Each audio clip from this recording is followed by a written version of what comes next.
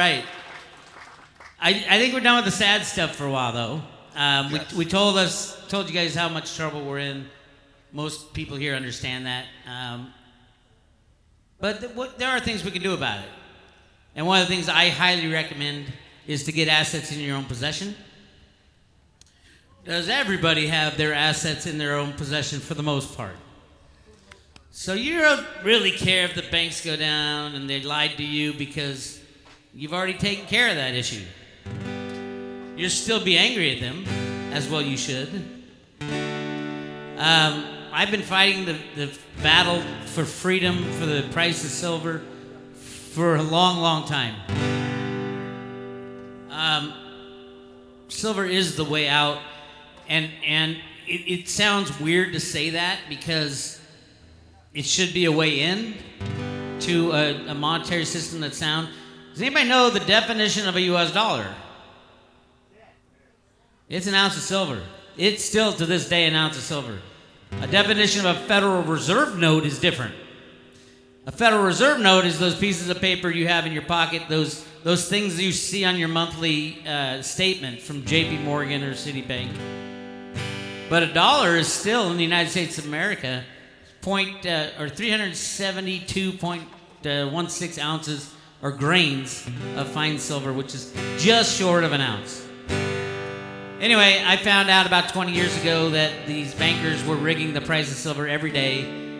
Today, we have a price of silver that is less than 40% of its all-time high from 1980. In 1980, the debt of the United States was about $900 billion. And they thought at the time that the world was going to end because it's $900 billion. And now it's what, $31 trillion? And the price of silver has gone from $50 to $18 because certain banks have been rigging the silver market because they don't want you as a free person to know about it. But we know now, so we're taking advantage of that. We're buying silver hand over fist, and we're yelling to our government and our regulators to pay me my silver now because we deserve it.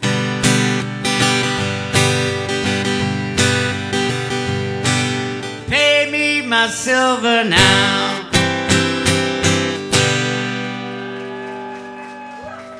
Yes, yes, yes, pay me my silver now. We are this close. We are so close. I've been chasing these bastards for 20 years. Everybody knows that there are 3 J.P. Morgan silver traders on trial for RICO charges today. They've admitted that they've done it. The only thing left is for our government to admit it. Unfortunately, we have the government that we do at the moment. Does anybody, how many people have silver in their possession, in their own possession, physical silver?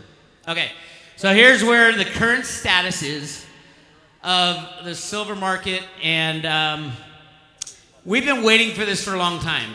There's 2 groups that should be investing multi-billions of dollars into silver but have not. The first group is the industrials. The industrial producers of goods cannot make their goods unless they have silver. As soon as they get a sniff of a massive silver shortage, they're going to be buying however much money they have. For example, there's 1/100th of an ounce of silver in every single iPhone. Do you think Apple Computers has enough money to load up on physical silver if they think, oh shit, we won't be able to make an iPhone for under $5,000, $10,000? How about a computer? How much? About a 1/2 ounce in every computer. How about solar panels? Anybody heard of Elon Musk? Yeah, what is Elon Musk? He's a pretty smart dude. What do his companies do? Solar panels. Massive amounts of silver needed for that, right? Electric cars. Massive amounts of silver used in electric cars. What's his third company? Oh, space. Silver is so great because it's the best conductor of electricity on the planet. It's better than copper. People tell me that gold's better. No, it's not better. But gold doesn't rust. That's why they say that's why they use a lot of gold in like space. It doesn't corrode, it doesn't rust. Silver corrodes and rusts, and it doesn't rust, but it tarnishes, shall we say. So yeah, I had to get my dagger tarnished. Anyway, though that group of people, the industrial investors, are coming with trillions of dollars to invest in silver. and there's not that much left. This year, there's going to be a deficit on how much is mined versus how much is consumed. Well, consumed and purchased by investors. So that's one group, and that's the biggest group. That's the mother of all groups. All these corporations are going to be buying silver. The second group, and the group that never gets talked about, are multi-zillionaire people. People who have billions of dollars. They are going to get scared shitless when they find out all their investments in stocks and bonds and real estate even. I mean, I love real estate. I love land. You know, nobody can buy a house if there's no bank. So the value of real estate is going to get crushed if the bank can't lend. And we're already seeing values starting to go down because interest rates went up to 9%. Or wait, excuse me, that's the inflation rate. Okay, here's a economics 101 class. How high does the Fed funds rate have to raise to stop inflation if inflation is currently 9.1%? 9.2%. What happens when it raises at 10% or 20% like it did in 1980? What did Paul Volcker do to stop interest rates from rising in 1980, 1981? He raised interest rates to 20%. Everybody said, what are you doing? This is insane. You destroyed the housing market. You destroyed the investment market. What he saved was the U.S. dollar. And it took him 3 years at 20%, 10 to 20% interest rates. Do you think Jerome Powell is going to raise rates from the current 2.5% to 20%? If he can't, then what happens to the dollar? It gets destroyed. What happens to the price of everything? We're looking at $15 gas by September or October. And then we're looking at $30 gas, and then we're looking at $100 gas, and then we're looking at Zimbabwe dollars. Absolutely agree. So that is what's going on. And the first inkling that these rich people have that it's time to buy silver just came. Our friend Andy Schechtman of Miles Franklin got a $50 million order for American Eagles. American Eagles. All she wanted was American Eagles. It was a woman. God bless her. She's a billionaire. She said, this is the first of many orders. I want to buy at least $1 billion worth of silver and gold eagles. Why is she buying gold eagles? I need to get in on that conversation and have a talk with her. Well, she's buying silver and gold. She wanted 50-50. So she wanted 25 million of silver eagles and then 25 million of gold eagles. They were not available. Andy was able to get her 900,000 eagles and bought out every dealer of eagles plus their allotment from the U.S. Mint. Good old Vitrus Gibson can't make enough silver eagles to cover that oil order, and she wants to order 20 times that amount over the next coming months. This is one billionaire. You know how many billionaires there are in the United States? That's in the world. In the United States, it's about just under 600 billionaires. But it doesn't even take a billionaire. How about a few millionaires? And then when this woman finds out that she's paying $12 over spot, and when spot is $18, I would be real pissed at the guy who brought her the deal. I know who the guy is. It wasn't Andy. The U.S. in the U.S. Mint law, it also says that there are discounts given for bulk orders. If $25 million of silver eagles is not a bulk order, I don't know what a bulk order is. I heard that the comics don't have any silver on it either. The comics says they have 300 million ounces. Over 50% of that is held by, say it together, J.P. Morgan. J.P. Morgan is the most criminal bank in U.S. history. They have 6 felony indictments against them already. They paid over $40 billion in fines to get out of all the problems they've created. It's just insane what they do to make a buck. It's like they have no conscience. And they don't, because they're bankers. I know, I was a banker for 25 years. You could, but they won't actually sell it to you. So one more thought on that silver story of that billionaire woman. The reason she allowed her broker to talk about it is because the bank wouldn't let her take her money out. The bank said no. She had $60 million in this specific bank. The bank said, no, you can't take this money out. She said, I mean, she had it in cash, for Christ's sake, in a savings account. And they said no. Well, the first reason they said no is they probably didn't have it. It was lent out in fractional reserve system. It would have made them sell other assets. They didn't want to do that. But it took her 3 days to get her money out, and the only way she got it out is she had to get a lawyer to threaten to sue the bank to make the damn transfer. And she wanted all the millionaires and billionaires out there to know, and the people who have 50 cents out there to know that the bank doesn't hold your money. And if they think of it as their money. Oh, this lady's coming in asking us for our $50 billion.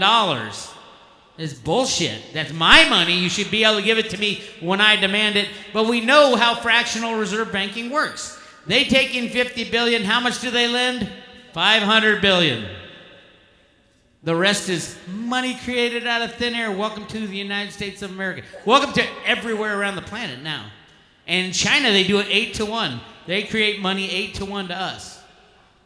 Any questions without the microphone, because Paige is working on... Question right here. When silver goes free, like you're talking about... When silver goes free. What a great day that's going to be. Well, I know you're not a financial advisor, but what do you feel silver will eventually go to, top out? I'm supposed to say I'm not a financial advisor, but I give financial advice 24/7. But I'm not a financial advisor. What do I think it will go to in terms of U.S. dollars, in terms of gold, in terms of real estate? In terms of dollars? Okay, dollars. United States Federal Reserve notes is what you're talking about. Okay. It gets a little complicated because people have asked these questions, and one lady said, I have $1,000, what should I do with it? I said, well, probably silver. And she's like, what about food and water and protection, all that? I said, all I'm talking about is investment dollars, really. What should it be today? Is that the question? What will it shoot up to? If the dollar is still viable, or no dollar. If the banks go down, it won't be in dollar terms. See, it gets a little confusing. Back in the day, it was 1 ounce of silver bought you a fine men's suit. That's back before industrialization. We've mined about 60 billion ounces of silver in history.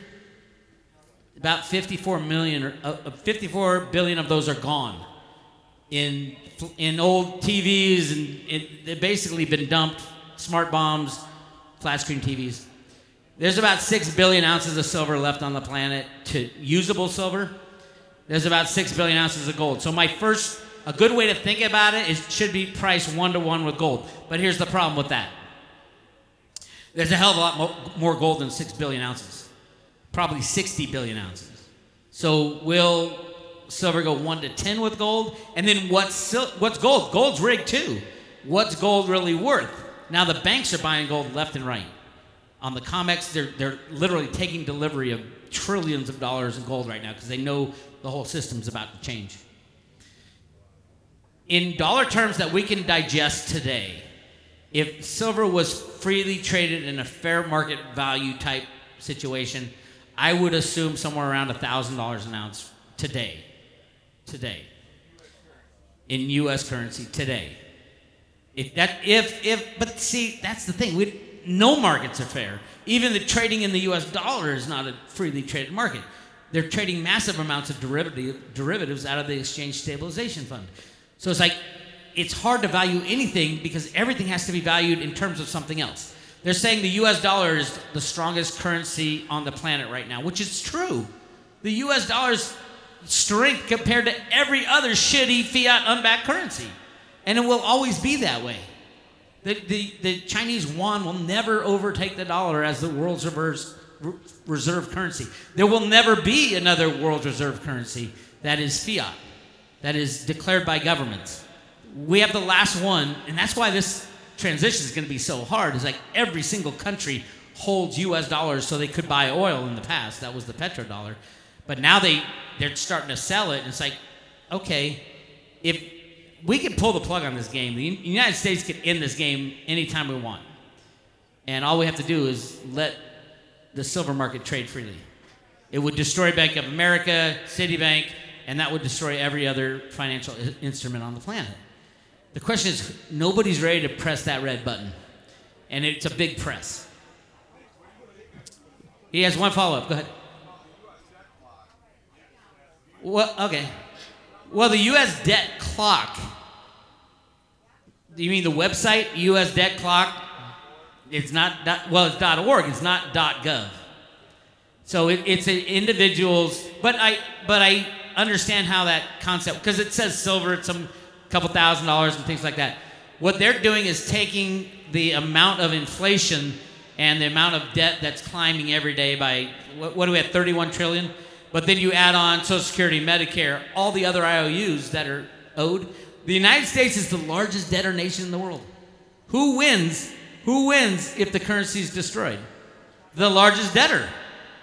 The largest debtor, because there's no more debt. So yeah, the United States has hit that point where let's just pull the plug and we'll be better off than everybody else.